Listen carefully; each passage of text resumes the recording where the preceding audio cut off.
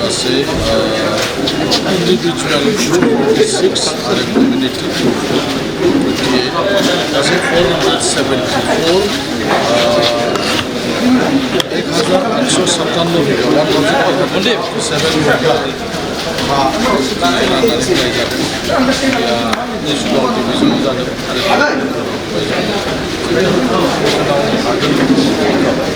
एसेल'सो individual मानसिफ्रा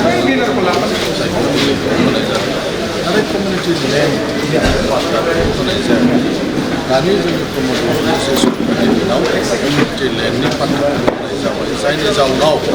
एबार जोंनि गामिफ्राव जोंहा जेराव स्कुलफोर दङमोन मन्दिरफोर दङ थानसालिफोर दङ बेबायदि क्लाबफोर दङ कमिउनिटि हल बायदिसिना मोननो थाखाय जे हानि जे जेंना दङ मानोना सरकार नांगौ जायोब्ला लेन्ड हा बेखायनो फाट्टा गोनां थायोब्लासो जों सरकारि सुबिदा मोनो जायनि जाउनाव जेंनाफोर दं।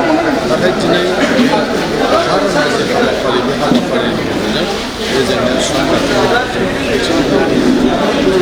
सरकारनि दिनाव फेरेंगा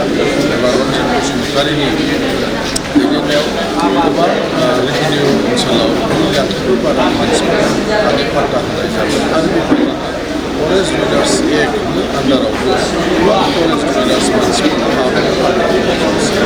जायनि थाखाय सरकारा रायजो राजानिफ्राय बाख्नायजानायखौ माबायदि जेरै खोथा सायख'थिनि सिगां जे सरकार फैयोब्ला अब्ला हा हुनि जेंनाखौ सुस्रांनानै होनाय जायो थिग बेबायदिनो बेफोरखौ सरकार फैखांनायनि उनाव हाग्रा प्रभाबनाय सरकारा रायजो राजाफोरनि हा हुनि जे जेंना बे जेंनाखौ सुस्रांगासिनो एसेल'सो गोदानै जायफ्रा बावैसो साननि सिगां एबा जायफ्रा माने नियम बायदि मोनाखै बे जोंनि सुबुंआलासिनो नाथाय गोजाम गोबां मानसिफोरा एबा मोननो हाबाय जेरै गमार एबा गिजियार हानि जे जेंना बे जेंनायाव हानि जेंनाखौ सुस्रांनो थाखाय जेरैबायदि बिथोन बेफोरखौ गासैबो नायजोबखांनायनि उनाव जोंनि सरकारनि दिनाव गिजियार हानि जे जेंनाखौ सुस्रांनो थाखाय आखायाव लानाय जाबाय। सानथामसोनि उनावनो गिजियारनि हा हुनि जे पाट्टा